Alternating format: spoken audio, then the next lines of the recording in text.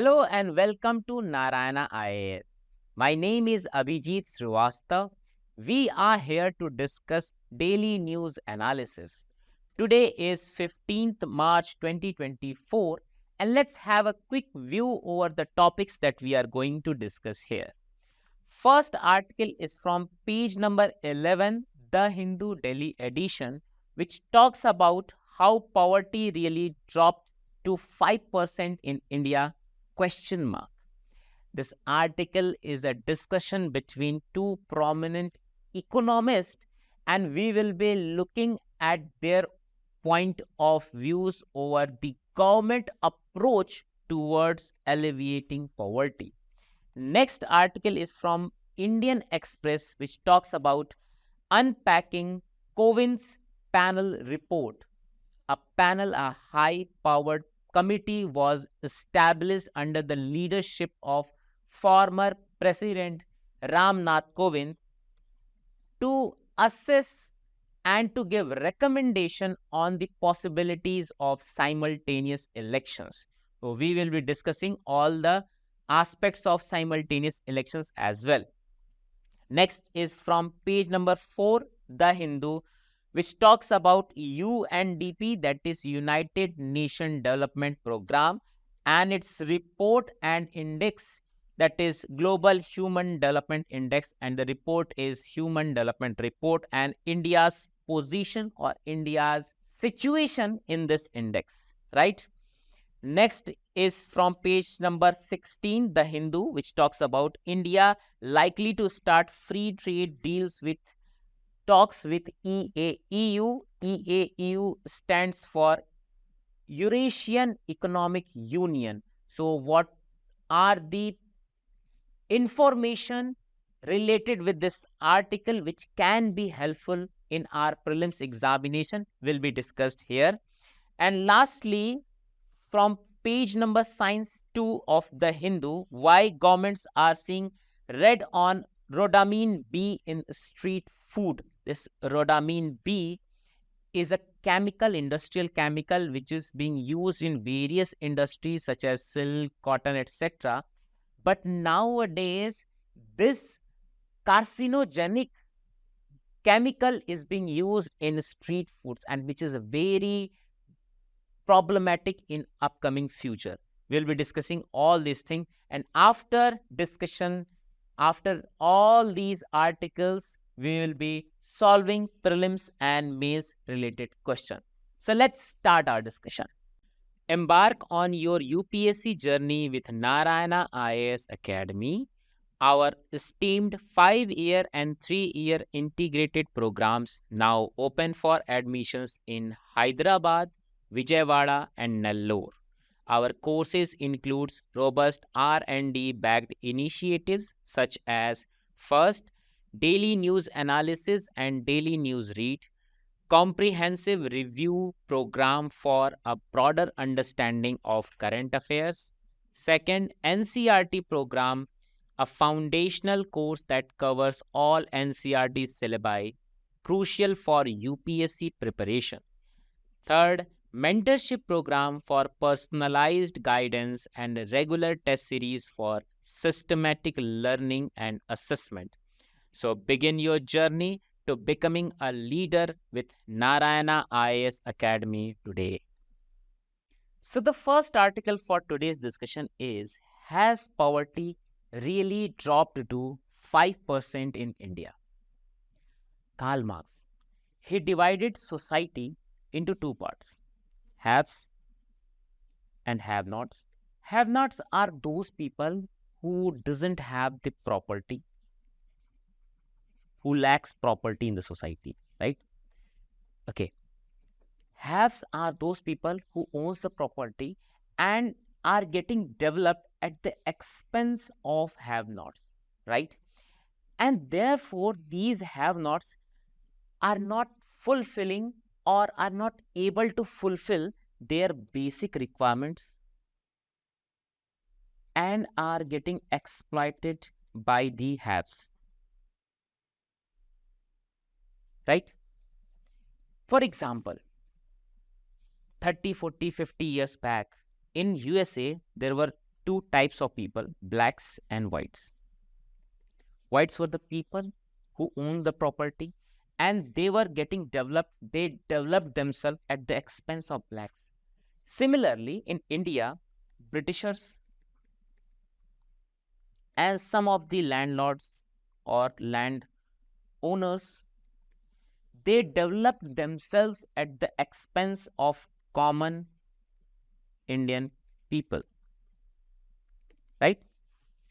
Because of these kinds of exploitation, usually in the society, we see there is a pronounced deprivation in well-being among the have-nots, right? And it has, or it comprises many dimensions. For example, in terms of wealth, in terms of education, in terms of health facilities, etc., etc. This pronounced deprivation is often termed as poverty. World Bank calls it as poverty, right? There are two things. One is asset, another is income, which are two elements of capital or wealth, right? If you have asset or income or both, which is not capable of acquiring, not capable of acquiring basic goods and services which are necessary for your survival with dignity. And this is called poverty. This poverty is one of the biggest problem in our society, everywhere in the globe, right? And there's a saying that poverty anywhere is a threat to prosperity everywhere. And that is why we need to understand the poverty and we need to eradicate poverty. To eradicate poverty, usually governments estimates the poverty, right? And this article is a catechism, a discussion between two economists who are arguing whether government currently has reduced the poverty in India or not. Why this article is important for us? Because in GS paper 2, there is a direct topic, issues relating to poverty and hunger. And this article is discussing about poverty in India and estimation of poverty. Let's understand the importance through previous year question. In 2015, UPSC asked this question. Though there have been several different estimates of poverty in India, all indicate reduction in poverty over time. Do you agree? Critically examine with reference to urban and rural poverty indicators. So whether our poverty estimation, the indicators that we are usually using to estimate the poverty are fruitful enough to understand the problem of poverty and to make or to plan certain schemes to alleviate poverty or not, right? What is the context? Recently, Niti Aayog CEO BVR Subramaniam, recently he claimed that less than 5% of Indians now live below the poverty line. Okay. He made the claim based on the findings of the Household Consumption Expenditure Survey 2022-2023. And Mr. Subramaniam argued that the average consumption expenditure in the bottom 5% of India's population, as estimated by the survey, is about the same as the poverty line in India, suggesting that, so this is the bottom 5% of people, whatever they are consuming is equivalent to the poverty line that we have estimated under Tendulkar committee, right? And therefore, he argued, he suggested that the poverty rate in India is somewhere in the range of 0 to 5%, right? Let's understand the level of poverty. Firstly, what is poverty line? The conventional approach to measuring poverty is to specify a minimum expenditure or income required to purchase a basket of goods and services necessary to satisfy basic human needs, and this minimum expenditure is called as poverty line, right? So how we are going to fulfill our basic minimum needs with dignity to survive in the society, that is, if we estimate, will be called as poverty line, right? Why we need to estimate poverty? Because of two reasons. Firstly, to understand the problem, right? And to solve the problem.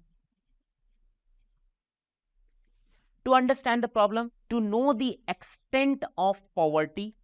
So if within a society, let's suppose 10% people are poor or 20% people are poor, so what is the extent of poverty in the society? Just to understand, we need to estimate the poverty. And second thing, within these poor people, within this poor section of the society, what is the extent of deprivation? For example, some people are deprived of education, some people are deprived of health, some people are deprived of 10 rupees, some people are deprived of 100 rupees or 1000 rupees. So what is the extent of this deprivation, right? To know all these things, we need to estimate the poverty. Also, for targeted approach, what is the extent, population, geographical, regional, what is the extent of poverty, the deprivation? To solve all these problems, we need to estimate the poverty, right? There are two types of poverty. One is absolute poverty, another is relative poverty. For example, I am poorer than Ambani, right? So this is a relative poverty. But in absolute term, I'm not poor, right? What is absolute poverty? United Nations World Summit for Economic Development. Absolute poverty is a condition characterized by severe deprivation of basic human needs, including food, safe drinking water, sanitation facilities, health, shelter, education, and information. So if people are deprived of all these factors, those people will be called as poor, or there is an absolute poverty as far as those section of society is concerned. And this explains the multidimensionality of the poverty. If some person is poor, that person will be deprived of education, information, health, center, sanitation, drinking water, etc. Right? So there is a multidimensionality of poverty as well. What are the estimations given in this article? Now we are going to summarize all the estimations. First is in 2011-12, the poverty level in India was 12.5%, which is now down to almost 5%, right? If you apply the poverty line, which is today close to rupees 1500 in rural areas and 1800 in urban areas, as per the Tendulkar committee or estimation, our poverty goes to approximately 2%, right? Therefore, we have moved from something like 12.5% in 2011-12 to almost 2%. This argument is put up by economist Surjit Bhalla, right? And we have raised our people from the poverty level, right? Extreme poverty is what has been eliminated as per Surjit Bhalla. And now we have made good progress, but we have to raise the poverty line as well, right? If we apply the World Bank's lower middle income line to calculate poverty, we get a poverty level of something like 25% in rural areas and 11% in urban areas. It will become 21%. So these are the estimation put up by Surjit Bhalla to show that our government has successfully alleviated majority of the people from the poverty line or from the poverty, right? But there is a debate between these two economists. What are the arguments that they have put up to show their or to give justification for their standpoint, right? First parameter, definition of poverty line. Surjit Bhalla is saying uses Tendulkar poverty line adjusted for inflation. So he has used Tendulkar poverty estimation or poverty line. What is Tendulkar? What is Rangarajan committee? We'll be discussing a little bit later. But he used this thing adjusted with the inflation. So let's suppose 2011, if we have used certain poverty line estimation, if we adjust the inflation from 2011 to 2022, by this estimation, we'll get the real term poverty line, right? So adjusted for inflation, it suggests that poverty line in rural area is 1500 and 1800 for urban areas, and that is why we get almost 2% poor people across the India. But Jayati Ghosh is questioning the adequacy of the current poverty line. She is saying that this Tendulkar committee that you have used to explain the poverty in India is based on the consumption of calories only, right?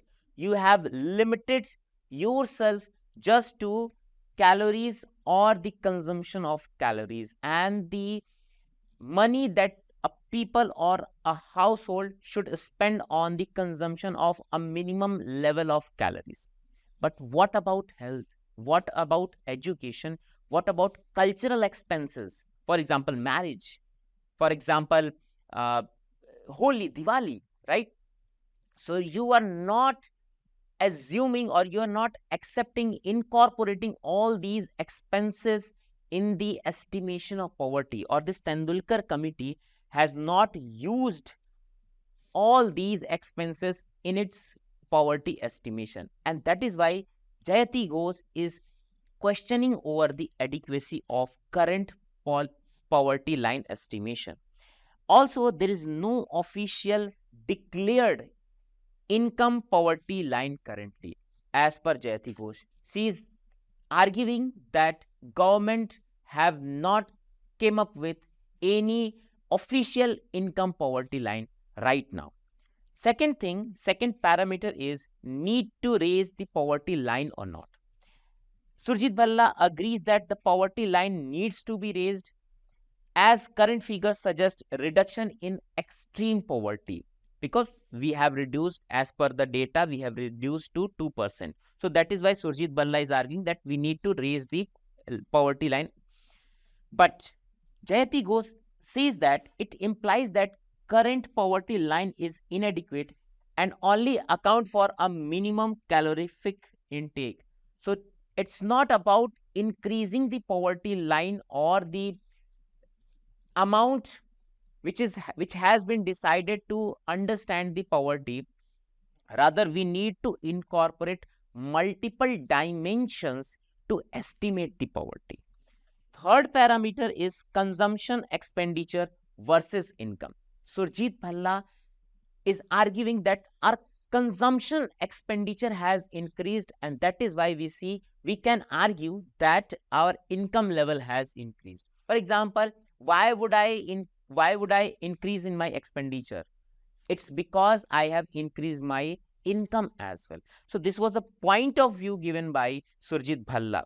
But Jayati Ghosh argues that the increase in consumption is driven by the top deciles. For example, she is arguing that top 10% people is the majority contributor in increase in the consumption. While it does not reflect overall income growth, it cites stagnant demand in the mass consumption goods, such as consumption of non-motorized two-wheeler vehicles. Surjit Bhalla is also arguing that this consumption per expenditure, he has given the data, that there is an increase in 40% in the consumption expenditure from 2011 to 2022, right? As per the PLFS survey. Also, he is saying it's not about the overall consumption expenditure. Rather, he has given a data, another data, that there is a 3.2% per year increase in the consumption expenditure of agricultural labor, agricultural workers, right? But there is a problem. This 3.2% data has been given by Surjit Bhalla and countered by the Jayati Ghosh when she was saying that there is only 1% increase per year since 2017. Also, when we compare this consumption expenditure with the income, specifically if we see the increase in the employment or labor force participation rate, even this thing we have discussed 2 or 3 days before, how this LFPR is not showing the good signs of Indian economy, right? But she is explaining that this increase in the consumption or consumption expenditure is because of the top 10% people. Also, if we talk about LFPR or employment rate, this increase in employment rate is because of people are more indulged into non-paid family labor. So if at all there is increase in consumption expenditure, why this increase in consumption expenditure is not getting reflected in increase in the employment rate? That was put up by the Jayati Ghosh. There is also argument or discussion as far as reliability of government data is concerned. Jayati Ghosh is criticizing the politicization of data in India, and she is expressing her concern over the suppression and selective politicization of government reports. Most of the reports are not being published, and many reports government are discarding. For example, there are many social audit reports on Clean Ganga project, which was suppressed by government as per Jayati Ghosh. There is also discussion on economic progress and spending patterns. Surjit Bhalla is arguing that there is increase in spending on non-basic items as a sign of economic progress, which is in consonance with Engel's law, right? We have seen Engel's law, okay? But Jayati Ghosh agrees that spending on non-basic items indicates progress as per Engel's law, but she also stresses that it must be backed by income growth that we have seen in this case. Employment rate is increased, but only in the non-paid family labor, right? It points out, or she points out, that a significant portion of the population cannot afford a nutritious diet also. For example, she also cited an example that there are 74% population in India as per Food and Agricultural Organization, that is the UN body, which cannot afford nutritious food in India. And this is a very distressing picture of malnutrition in India, right? As far as nutritional standards are concerned, Surjit Bhalla acknowledges the shift from calorific to absolute income level in defining poverty. Rather, Jayati Ghosh emphasizes that nutrition is a crucial aspect of well-being, indicating that a significant part of Indian population lacks access to nutrition diet that we have seen through this example, right? So this was the discussion between two economists. Now we have to see what are the poverty estimations in India, or how we have estimated poverty in India in history as well. Also, this chart is important for us for prelims point of view. So these are the parameters, and these are several committees which Government of India established to understand the poverty level in India. So first was Planning Commission Expert Group. Second was VM Dandekar and N. Rath. This was private or independent economists who estimated poverty in India. Then Alag Committee, Lakdawala Committee, Tendulkar Committee, and then Rangarajan Committee. Latest is the Rangarajan Committee. Who made these committees? Planning Commission. These were the independent economists, and rest were created or established by Planning Commission. What are the parameters? This is the most important aspect, right? What parameters they have used to estimate poverty? So in this, separate poverty lines for rural and urban areas were estimated. They used very basic criteria to understand, estimate the poverty level, and that was discarded in upcoming estimations. They used expenditure adequate for 2,250 calories per day. So they also used this. These economists used calorific value to understand or to estimate poverty level. Alag Committee also used nutritional requirement and related consumption expenditure. They were also based upon consumption expenditure based on calorific consumption, but they also use CPI IW and CPI AL for updating this poverty estimation. Tendulkar Committee used consumption of various items including food, fuel, clothing, education, medical, mixed reference period estimate, but they haven't used the cultural items, right? Also, this food estimation was not incorporating the nutritious food, right? So there were certain problems, okay?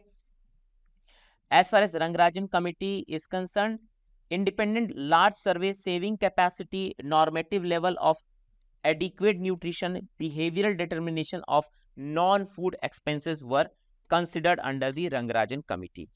But all of these estimation had certain problems or challenges, right? Or limitations. What were those?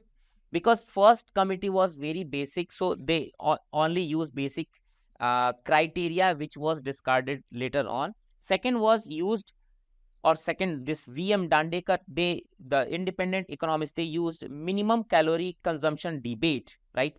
They started this debate. Then nutritional basis were considered by Alag Committee, but without considering the non-food items. So this was the limitation or shortcomings of Alag Committee. As far as Lakdawala Committee is concerned, state-specific lines and discontinuation of scaling based on national account statistics. Tendulkar Committee, obsolete consumption pattern. They have used obsolete consumption pattern. They were not up to date on this part. Inflation adjustment were not there, but later on, now in this estimation that we have discussed under national household consumption expenditure, they adjusted inflation. Exclusion of private expenditure on health and education, right? And as far as Rangarajan is concerned, expenditure-based rates did not explore multi-dimensional view of deprivation. For example, this cultural items. There are multiple dimensions we can discuss about poverty, and that were not considered by the Rangarajan Committee. So these were the estimation as per different committee. Memorizing all these data is not important, but these two were most important part in this chart, right? So what could be the way forward? What is cogent? What is way forward? How government should strategize its scheme to alleviate poverty? So traditionally there were 5 types or 5 approaches that the government has taken to alleviate poverty, right? And we need a combination of all these 5. First approach was trickle down theory or approach, right?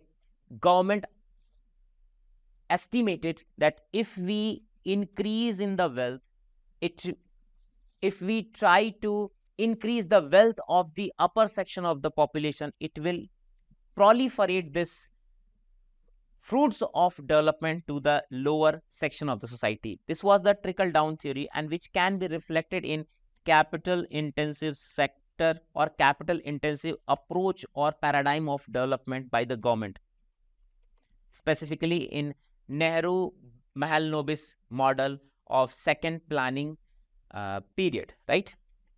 The second approach taken by the government was asset redistribution. Government also understood that without redistributing asset, we cannot reduce poverty, we cannot reduce inequality in the society. For example, land reforms, the tax that we are collecting, tax and subsidy, through which we are rationalizing the asset distribution in the society. And there are many other examples, right? Third is income generation method. This can be divided into two parts. One is gainful employment, specifically through reservations. And second is wage employment. For example, Manrega scheme, right? Fourth dimension that government has taken is considering the multi-dimensionality or catering the multi-dimensionality of the poverty. For example, health services, for example, free education, right? So through this health, education and other services, for example, safe and pure drinking water, supplying of good drinking water, also becomes the part of this multi-dimensionality aspect of poverty. So through these approaches, through these schemes, government is also trying to reduce the burden of poverty. And last is capability approach.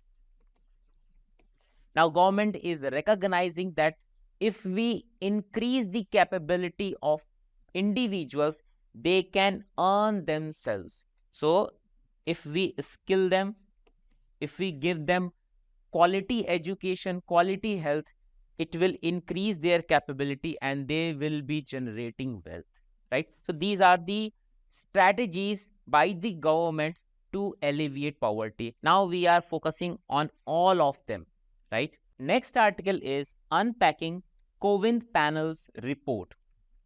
A high-level committee was formed under the presidentialship of former President Ramnath Kovind ji, which has laid down a scheme for implementing simultaneous election, right? That is one nation, one election, or the possibility of one nation, one election.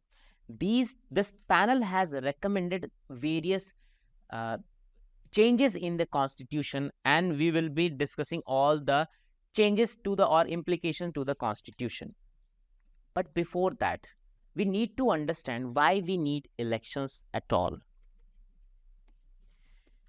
To give you a hint, this election gives us availability, accessibility, affordability, and awareness as far as political decision making or political empowerment is concerned. How? It's almost impossible for us to incorporate each and every person in India, which is very vast and complex society, in the day-to-day decision making process, right? These elections through which we elect our representative, which can take decisions on our behalf, it makes political decision making affordable, right? But with the help of these elections also, we can have choices over the representatives. We can choose who can be our representative, which makes available or which makes choices available to the people, right? it is these elections are also ensuring that even we have chosen the representative, we can have or we can access the decision making, right? So that we can be a part of our political structure. Also, during elections, the election campaigns aware the citizenry about various government initiatives, its implications or consequences or repercussions, and possible implications of different political ideologies, right? Through which we can improve our situation, right? So that is why election becomes very important for us. But these elections are not free of cost. It comes with certain cost. For example, an estimate talks about or says that there was almost 550 billion Indian national rupees were spent during 2019 election, right? And this is just a single aspect. There are various elections, state legislative elections, municipality elections, which are incurring a cost to exchequer, and which is very huge, right? Along with that, during these elections, because of model code of conduct, it hurts our governance. It hurts our day-to-day government, right? Government cannot take initiatives. There is a standstill in the process of governance. There is a standstill in the process of the government, right? So that is why government has proposed one nation, one election, so that we can rationalize the expenditure and the governance process with the help of this one nation, one election, right? And that is why this panel was created, established, and this panel has recommended certain constitutional amendments through which we can ensure one nation, one election process. Why this article is important for us? Because in GS paper 2, there's a topic government policies and interventions. Second, salient features or salient provisions of Representation of People's Act. This article is discussing about one nation, one election and constitutional amendments which need to be done or which needs to have to incorporate the provisions given by or the recommendations given by the panel, right? Let's understand the importance of this whole topic through a previous year question. In 2017, UPSC asked about the electoral reforms or the suggestions for electoral reforms by the Election Commission.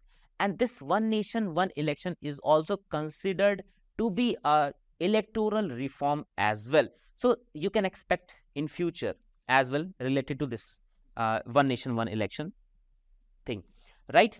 What is the context? There is a high-level committee we have seen on one nation, one election led by our former President Ramnath Kovind that recommended simultaneous election for three things: Lok Sabha, state assemblies, and local bodies. So all these three elections will be conducted simultaneously if we implement the recommendations given by the panel, right?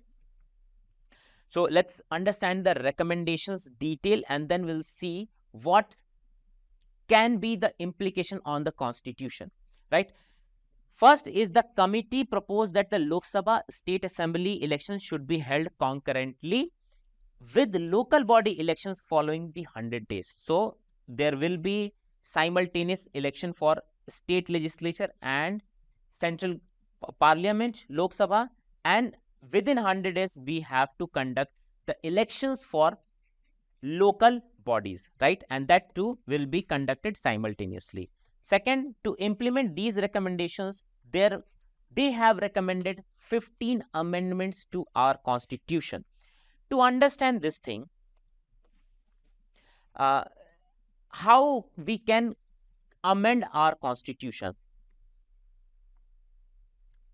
So there is a process given under Article 368 of Indian Constitution to amend itself to make our constitution organic. There are three basic provisions. These two provisions, the little second and third provisions, are in the 368, and the first provision is in certain other articles, right? The first provision through which we can amend our constitution is through simple majority. That means there are certain provisions in our constitution which allows parliament to amend that particular provision with the help of simple majority, right? What are the examples of those provisions? For example, official language. For example, altering the state of forming new states, or altering the boundaries of those states, strength of judges in Supreme Court. Earlier it was 8, now it's 32, then again it's increasing, right? So strength of judges can be increased or decreased with the help of simple majority. And 5th and 6th schedule, which is related with the administration of tribal areas, right? And there are many other provisions. For example, the abolition or establishment of state legislative councils, not the legislative assembly, rather state legislative council. All these provisions talks about the administrative convenience. So all the provisions in the Indian constitutions which are related with the administrative conveniences can be amended with the help of simple majority. Let's move to the third part, then we'll be discussing about second part. Third part are those provisions which talks about the federal nature of the Indian constitution, and if we amend those provisions, it will hamper or affect the federal nature of our Indian constitution. What is federalism? Federalism is the relationship between 2 or 3 tiers of the government, like state and the relationship between state and center, right, in Indian context. What are those provisions? First type of provision is Article 54 and 55, that is related with the election of president. Article 73 and 162, which talks about the executive power or extent of executive power of center, 73, and state, 162. And Article 241 and 279A. 279 talks about the GST Council, and that is affecting the or establishing the financial relationship between center and state. Article 241 is related with the High Court in the Union Territories. Second type of provisions are Chapter 4 of Part 5, Chapter 5 of Part 6, and Chapter 1 of Part 11. This part or this chapter is related with Supreme Court. This chapter is related with the High Court, and this chapter talks about the legislative relationship between center and state. This also includes the 7th schedule, right? This type of provision also includes 7th schedule. The third type of provision is representation of states in parliament. For example, the representation of states in Rajya Sabha. And lastly, Article 368 itself, right? So in such or in cases in which we are going to amend these provisions, or the parliament has to amend these provisions, parliament needs ratification by not less than 50% of state legislature, along with the provision that parliament has to pass the amendment or the provision of amendment by 2/3 majority, that is special majority, right? This 2/3 majority or the rest of the provisions of the constitution will be amended with the help of 2/3 special majority by the parliament. So these are the types of amendment that we can see under Article 368 of Indian Constitution, through which we can amend the Constitution, right? Similarly, we can see these recommendation by Kovind panel is also giving two types of amendments, or they are suggesting two types of amendment through two different bills to the Indian Constitution. First bill, which is not considering the federal character, this bill focuses on transitioning to simultaneous election for the Lok Sabha and State Assembly, detailing procedure for premature dissolution of these bodies, right? The parliament has its role. The first bill, including new Article 82A, can be passed by parliament without needing state consultation or ratification, outlining the process and terms for simultaneous election. This bill can be passed by 2/3 special majority by the parliament, that is Lok Sabha and Rajya Sabha. The second bill, which is affecting those provisions which are related with the federal structure of the Constitution. This bill addresses municipal and panchayat election, because these municipality and panchayat is a part of state list, that is a part of 7th schedule, right? And the creation of single electoral roll, necessitating ratification of over half of the state legislature due to its impact on state subjects, right? Apart from this, these recommendations are, or these Kovind panel is giving recommendations on unexpired terms and single electoral rolls. So if we talk about simultaneous election, let's take an example and then we'll extrapolate this example to the provisions given or the recommendations given by panel or Kovind panel, right? How we can conduct simultaneous election, for which we need to empower a tier of government so that this tier of government can conduct or ensure simultaneous election. In our case, it's parliament. So we need to empower parliament so that parliament can conduct simultaneous election along with the ECI, Election Commission of India, right? Second is the unexpired term. We have to take care of the unexpired term as well. For example, if we are conducting simultaneous election, this is center and these are the states, different states, right? In case a state gets pre-dissolution before the expiration of term 5 years, right? In such case, how we can resolve the discrepancy? This is unexpired term. We have to resolve this thing as well. And third thing is electoral roll.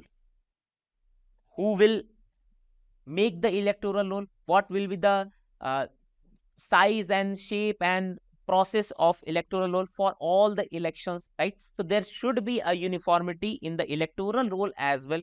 So these are the three things, three elements, three nodes under which we have to work. Then only we can conduct the simultaneous election, right? How they are doing this amendment, we have discussed about Article 368, and they have mentioned, the panel has mentioned new article and other proposed changes so that all these three nodes that we have discussed can be ensured. Article 82A introduces the framework of simultaneous election. Framework of simultaneous election, how we can give or how we can empower the parliament so that they can conduct simultaneous election. While proposed changes to Article 327, 83 and 172 defines the parliamentary power and terms of the houses. How? So let's see the article one by one. The proposed Article 82A has certain provisions, namely 5 provisions, through which they are empowering parliament to conduct simultaneous election, right? The article or the proposed Article 82A1 will state that on the date of the first sitting of the House of People after general election, the President will issue a notification bringing Article 82A into effect, right? So how this RT2 or what is the timeline for this implementation of Article 82A is defined under Article 82A(1), right? And that shall be called as appointed date, right? This appointed date is utilized in Article 82A subclause 2. All the legislative assembly constituted in any general election held after the appointed date shall come to an end on the expiry of the full term of the House of People.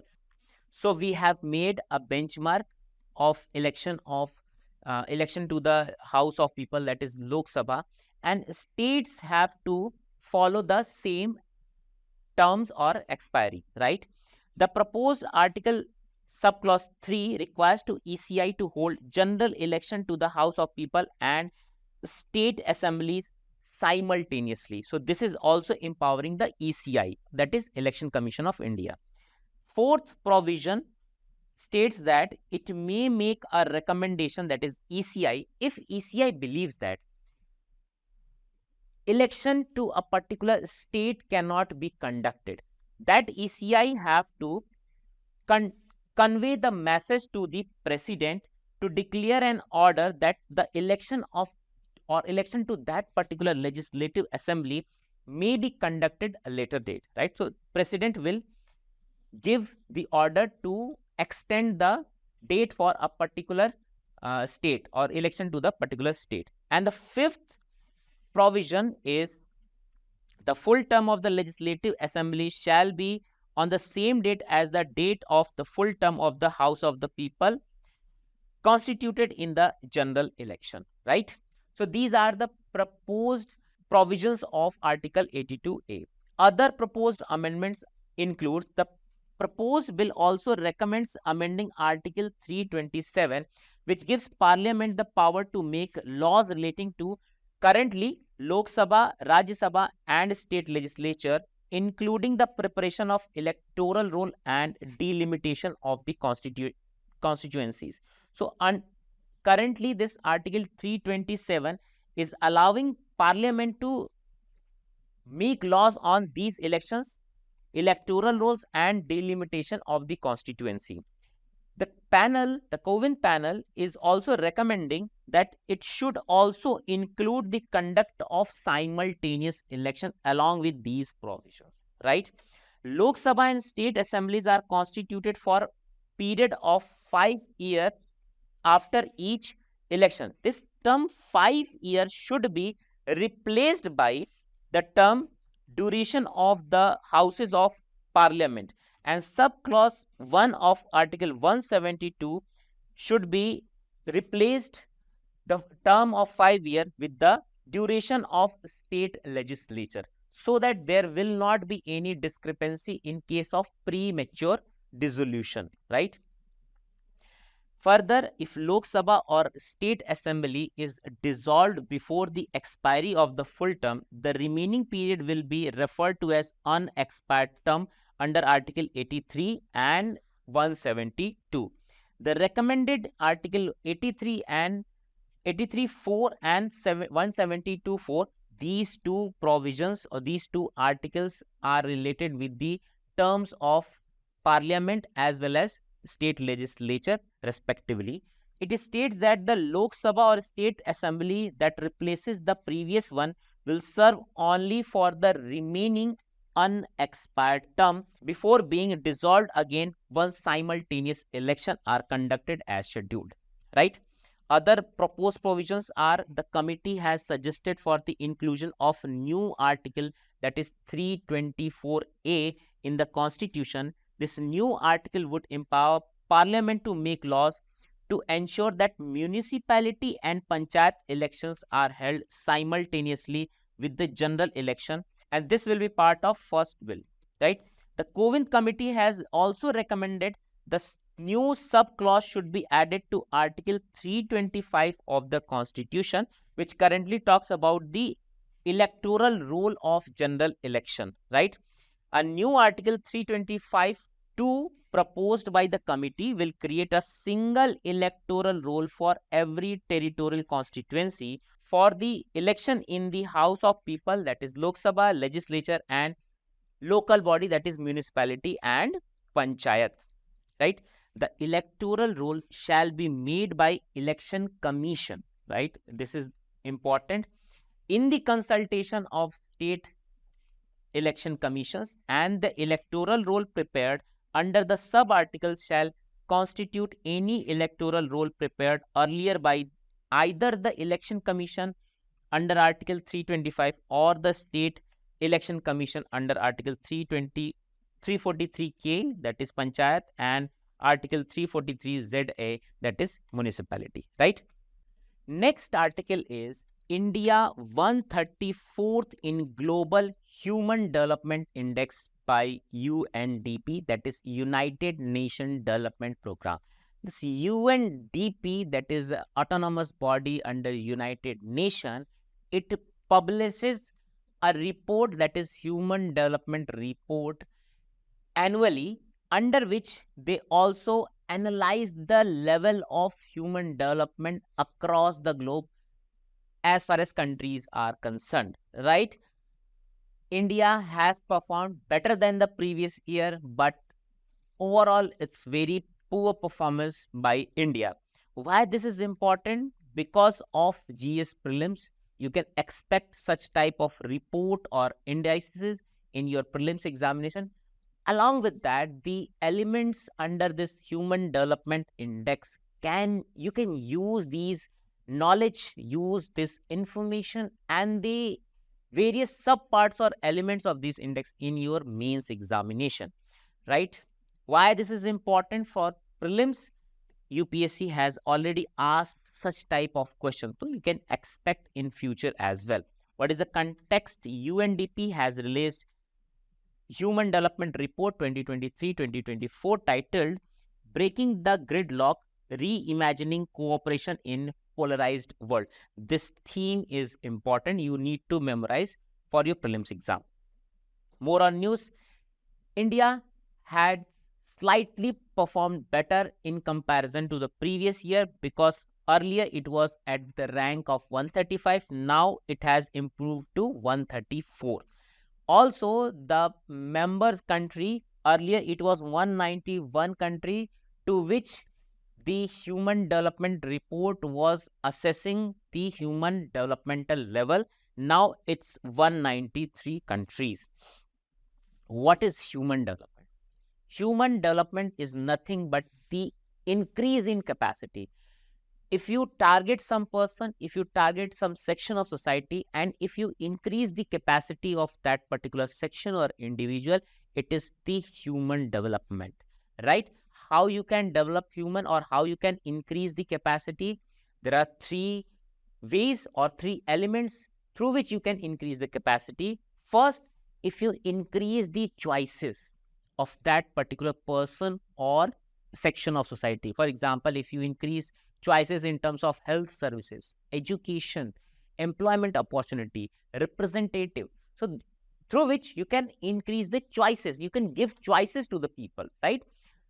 Second is increasing the freedom or providing more freedom. This freedom is having two components to it. What are those two components? First, absence of restraint, right? So if there is an absence of external restraint or constraint, you can work freely, okay? The second element is providing opportunities or conducive environment through which you can realize your full potential, right? So this is freedom. And third thing is promoting human rights. So these are the three basic things through which you can enlarge the capabilities of the people, right? This human development is about freedoms that people can enjoy. It is a concept of development that goes beyond economic growth, and it regards people's lives as a central focus. Let's understand more about the Human Development Index. Human Development Index is having three basic parameters or elements. One is long and healthy life, another is knowledge, and third is a decent standard of living. Health, education, and living standard. On these three parameters, this Human Development Index is assessing the level of human development in a particular country, right? It's a relative marking. So we relatively assess which country is better than which country, right? This long and healthy life indicator or parameter is having indicators such as life expectancy at birth, and second is longevity. Second, knowledge is having indicators such as expected years of schooling and mean year of schooling. What is expected year of schooling? It means when I go to, or when a children go to school, what is the expectation that children will retain in the educational system, and the mean year of schooling after adjusting the dropout, this mean years of schooling can be observed or can be found, right? This a decent standard of living is assessed by GNI, that is gross national income per capita, right? And it is calculated in terms of PPP, purchasing power parity. The HDI is a summary measure for assessing long-term progress in the three basic dimensions that we have discussed. Okay. Let's have a quick overview on these information that can be helpful in your prelims exam. In 2022, India saw improvements across all HDI indicators. This is important. Life expectancy, education, and GNI per capita. Life expectancy rose from 67.2 to 67.7 years. So currently we have life expectancy of 67.7 years. Expected year of schooling reached 12.6. Mean year of schooling increased to 6.57. So all of the parameters have increased, or the performance on each and every parameters have improved for India. GNI per capita saw increase from 6,542 to 6,951.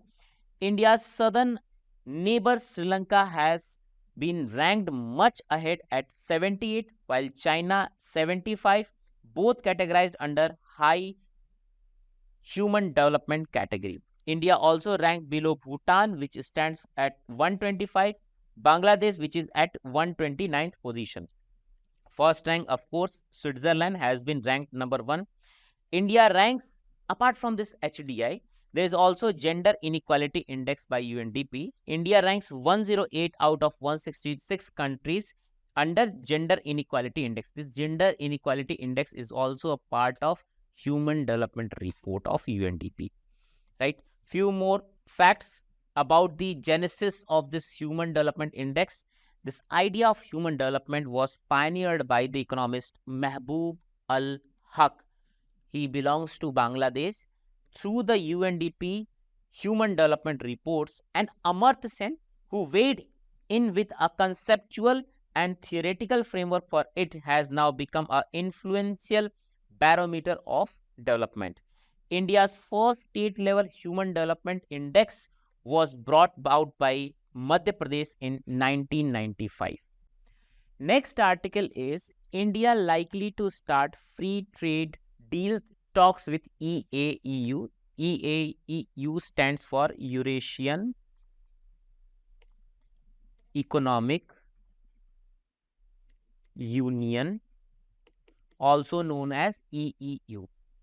Recently, Foreign Minister of Belarus visited to India, and now India and EEU or EAEU is planning to have a talk on free trade deal with each other, right? Why this is important? Because of fact that this article is discussing about free trade agreement.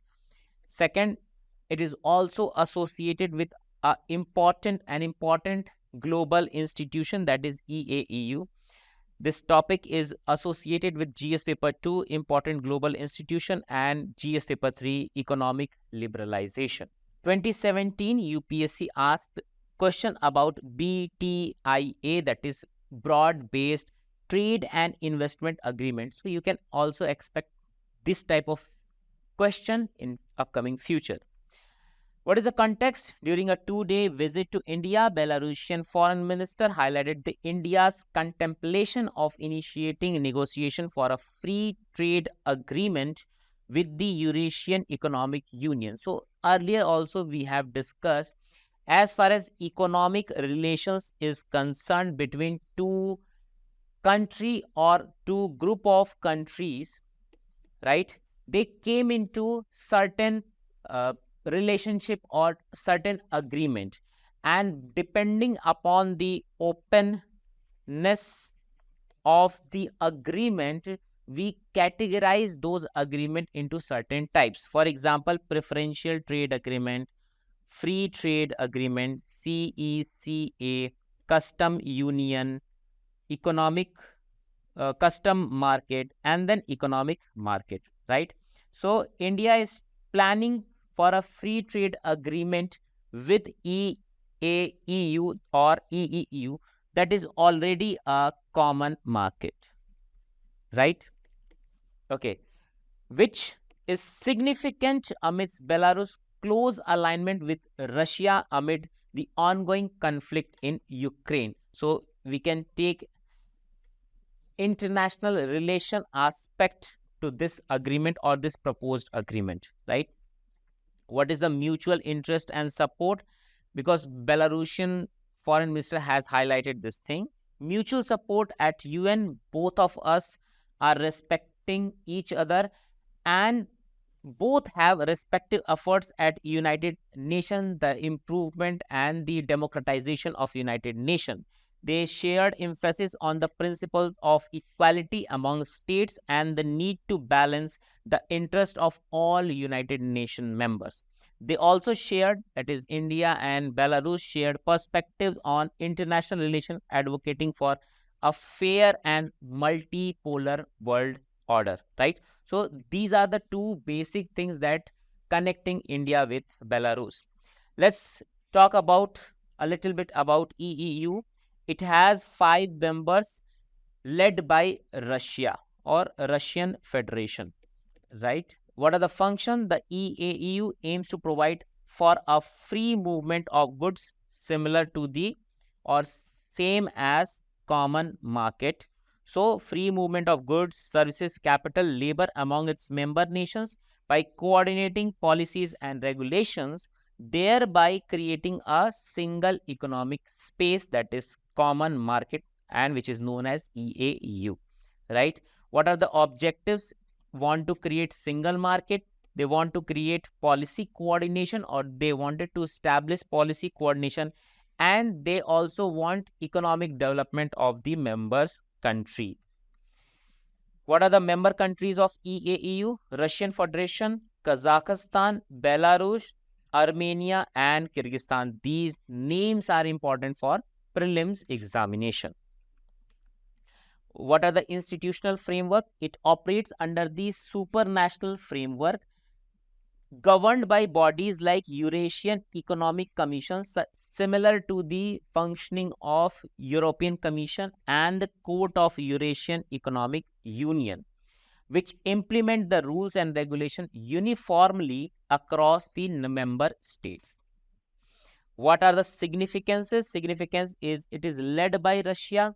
So if we can have a free trade agreement with this trade bloc, we will move more closer towards the Russia. It offers a significant alternative to European Union, aiming to become a major economic bloc without EU membership obligation, and through which we can also maintain our strategic autonomy, right?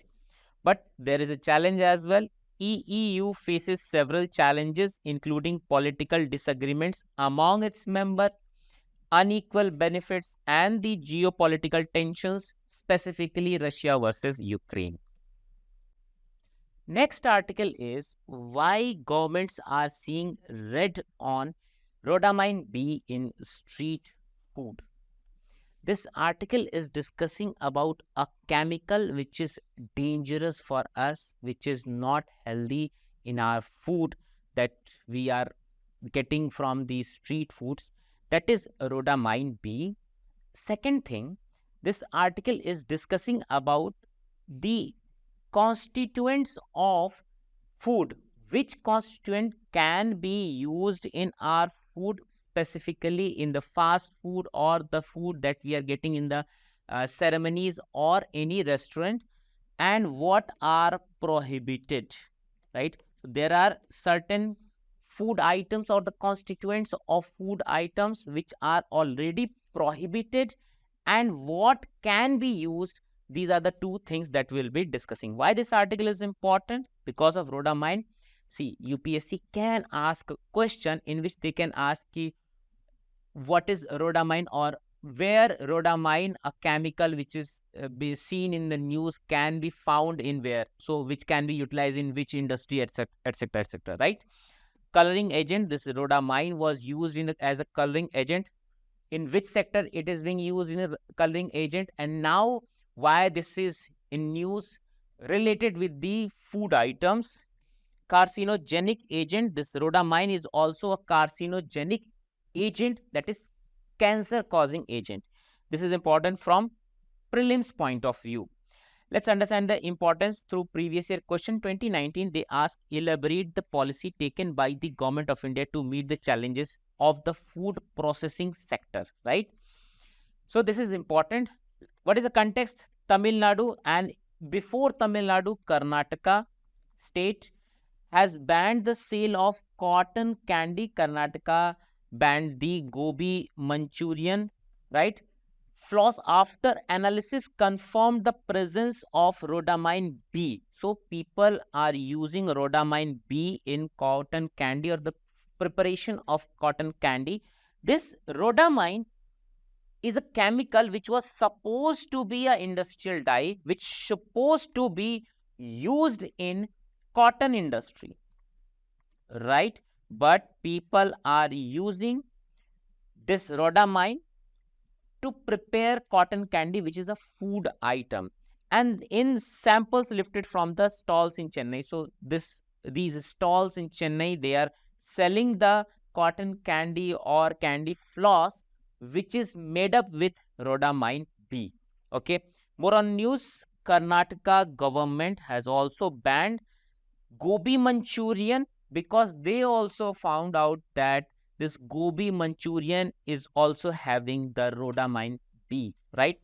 Andhra Pradesh has begun lifting samples for analysis after these many news. So, what is rhodamine B? It's a powder. Chemical.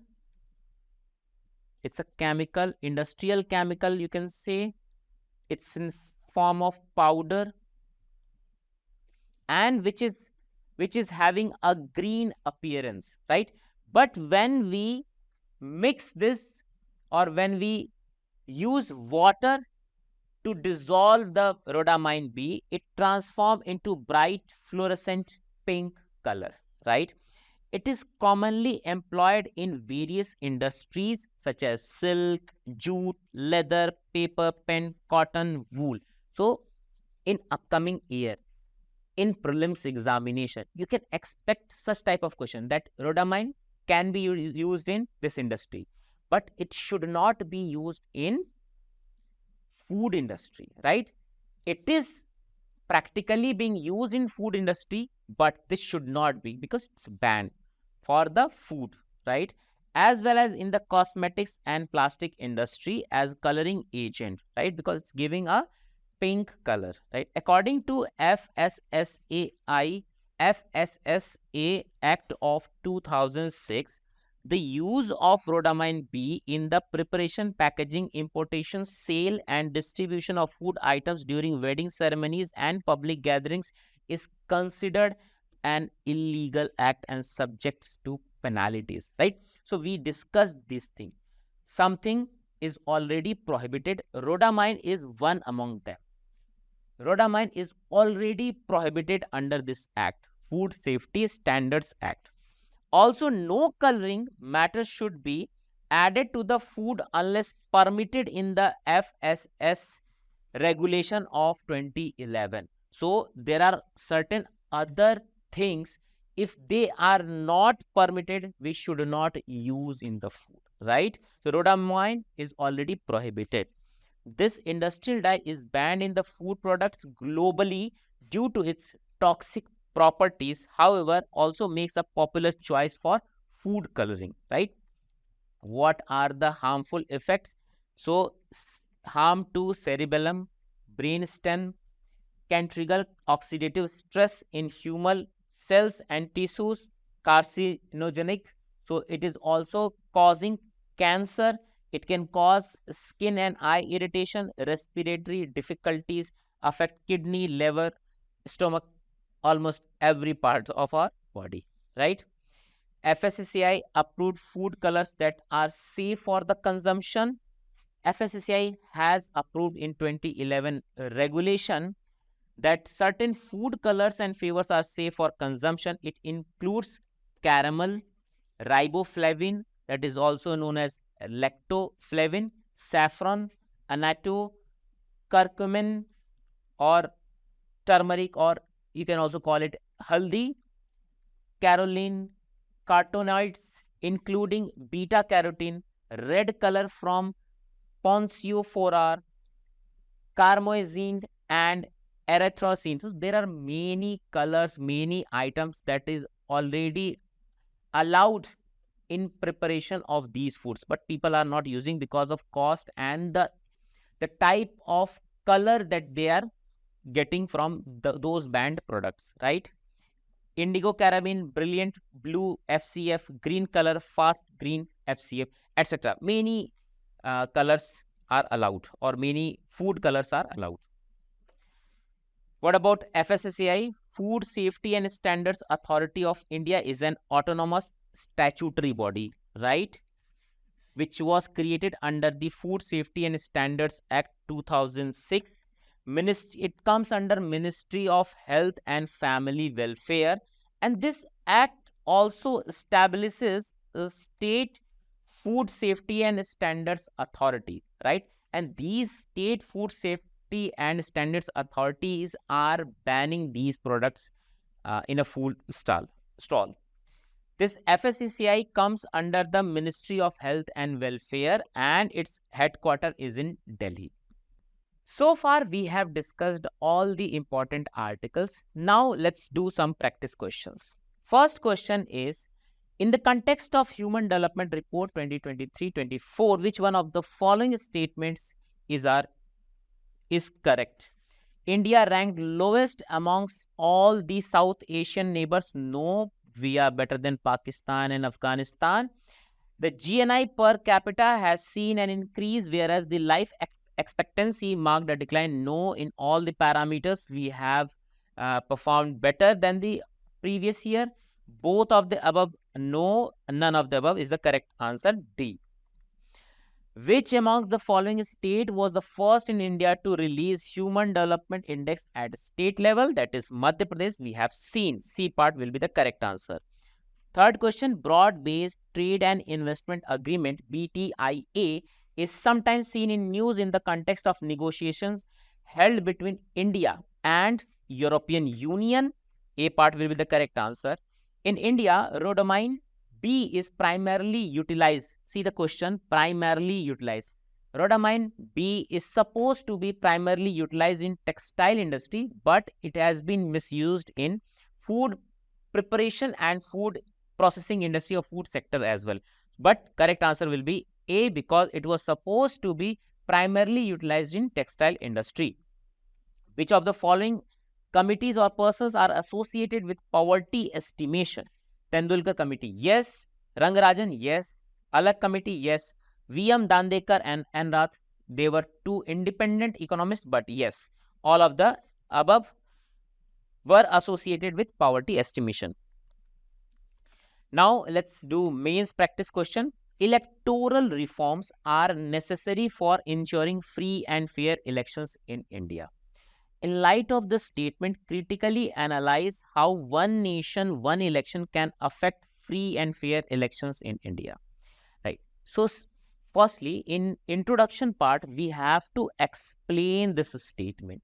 Right. We have to explain why electoral reforms are necessary for ensuring free and fair elections in India. See, in this part of the question, there's nothing keyword or no directive has been used. So that is why we have to limit this to introduction part itself, right? After that, after writing a connecting line, we have to jump to the body part, in which we have to focus on the major part of the question, that is critically analyze how one nation, one election can affect free and fair election, right? So if it has been asked to do some critical analysis, so we have to give arguments in support of the statement as well as against of the statement, and then we have to give a positive solution for that, right? So introduction, explain the statement and mention why electoral reforms are important. Then body part, start with explaining, so that connecting line can be there, explaining one nation, one election, and explain how it is a electoral reform. Then we have to explain the positive implication as well as negative implication. Positive implication can be like reduced prolonged campaigning, decreased expenditure, uniformity in political climate, administrative convenience, etc. Then explain the negative possibilities or probabilities, the national versus local issues, logistical challenges, potential for increased centralization, risk for of premature dissolution, impact on federalism, impact on voter choice, etc. Right? And then in conclusion, with a positive note, we have to see there are positive, there are negatives, but we have to work on positive impact of one nation, one election. So while one nation, one election could offer or have several administrative and economic benefits, its impact on the democratic principles of free and fair election is complex. A thorough and nuanced analysis is required, considering India's vast socio-political diversity and intrinsic value of maintaining a vibrant and representative democratic process. Through which we conclude our discussion. If you like our initiative, please like, share, and subscribe. Thank you so much.